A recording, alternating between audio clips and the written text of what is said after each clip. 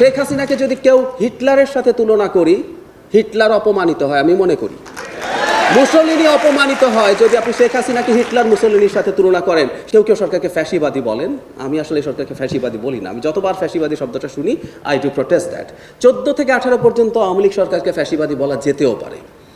18-র পর থেকে এটা একটা আটারলি ক্রিমিনাল গ্যাং, মাফিয়া গ্যাং। মানে আওয়ামী লীগকে আমরা যদি আওয়ামী লীগকে কেউ, শেখ হাসিনাকে যদি কেউ হিটলারের সাথে তুলনা করি, হিটলার অপমানিত হয় আমি মনে করি।